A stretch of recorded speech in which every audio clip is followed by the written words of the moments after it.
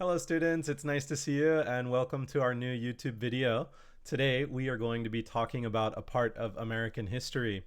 In my classes recently, we were talking about the history and the story of why Alaska became a state, even though it's so far away from the other states. And so I thought that was a cool topic for today's video. So that's what we're going to be talking about today.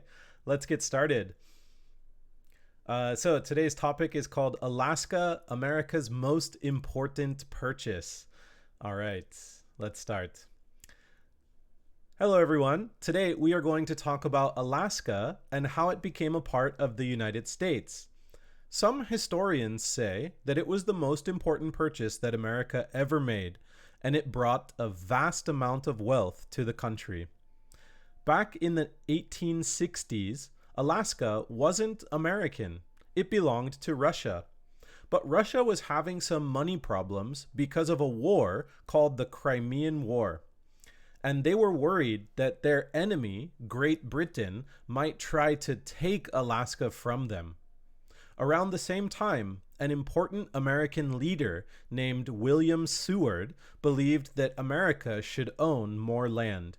He thought Alaska was in a very important location and knew it was full of valuable things like fur and gold. So, Russia decided to sell Alaska to the United States. Seward was very happy about this, and in 1867, they made an agreement and America bought Alaska for $7.2 million. That's like paying only 2 cents for a whole acre of land. Now, imagine what it was like to live in Alaska back then. It was a wild and untamed land. Many of the first Americans to arrive were gold miners, hoping to strike it rich. But life was tough. Winters were long and dark, and travel was difficult. There were no roads or railroads, only boats and dog sleds. But the original Alaskans, the native people, had been living there for thousands of years. They were experts at surviving in the challenging environment. They hunted seals and whales, fished for salmon, and built warm homes from wood and animal skin. They knew the land and the sea, and their knowledge helped those early settlers. Even though America bought Alaska in 1867, it didn't actually become an official state until January 3rd, 1959. There are a few reasons why it took almost 100 years for it to gain statehood. First, not many people lived in Alaska compared to other places.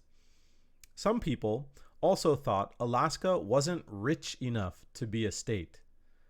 And sadly, some people were racist towards the indigenous people and didn't want them to be a part of the United States of America. Opinions about Alaska started to change when people discovered gold in Alaska in the late 1800s, and then oil in the middle of the 1900s. This brought more people to Alaska and made it much richer. The people of Alaska also worked very hard to convince the American government that they should be a state. Finally, in 1959, Alaska became the 49th state of the USA. Alaska is a very important place for America. It's close to Russia and Asia, which is good for trade and for protecting the country. Alaska also has many valuable natural resources. It produces a huge amount of oil, about 500,000 barrels every single day. That oil is used to heat homes and power cars all over the country. Alaska's fishing industry is also massive. They catch millions of pounds of salmon, crab, and other seafood each year. And let's not forget about tourism. Millions of people visit Alaska to see its incredible glaciers, mountains, and wildlife. All of this makes Alaska a vital part of the American economy. It is also home to the most important airport in the world, the Anchorage International Airport. This airport isn't really that important for tourists, but for cargo planes. Up until recently, most planes traveling from Asia to North America had to stop over at this airport to refuel, making it one of the busiest airports in the world. These days, it has lost some of its popularity because airplanes can hold much more fuel and don't need to stop over. Alaska is important for more than just money. It's also on the front lines of climate change. Scientists are studying Alaska's glaciers and permafrost to understand how the warming climate is affecting the planet. And because Alaska is located in the Arctic, it plays a key role in international relations and security in that region. Excuse me. Of course, this all happened thanks to some important people. William Seward, who we talked about earlier, worked hard to buy Alaska from Russia. Edward de Stockel was the Russian leader who helped make the agreement with America. Charles Sumner, an American senator, also believed that buying Alaska was a good idea. And later on, Ernest Gruning was a governor of Alaska who worked hard to make Alaska a state. So, the story of Alaska is a story about people who had big dreams and worked hard to make them come true. It's a story about a beautiful and valuable land that became an important part of the United States. All right, you guys, thank you for listening. Let's look at our vocabulary for today. Here we are. Here's our vocabulary, and let's look at them. So, the first word is the word vast. Vast means of great extent or quantity, immense. So I think it's talking about how big Alaska is. It is a vast area of land. Next is the word acre. So remember, Alaska was purchased for $7.2 million. This means it's 2 cents an acre, 2 pennies. So what is an acre? An acre is a unit of land that is equal to a little over 4,000 meters squared. So you can think of a square that's 4,000 meters squared. That's 1 acre. So imagine buying that much land for just 2 pennies on the dollar. The next word is untamed. Untamed is not civilized or otherwise controlled by a society. When Alaska was first purchased in the 1860s, there were no roads, there was no railroads. Everything was just wildlife. There was no cities or villages or anything like that. So it was completely untamed wilderness. All right, number 4, strike it rich. This is an expression that we use to show acquiring a great deal of money, and usually, typically in a sudden or unexpected way. So it's like finding gold. We said strike it rich. I want to strike it rich in California. So that means going to California and trying to suddenly get a lot of money. Maybe winning the lottery, finding gold, or something like that. Number 5 is indigenous.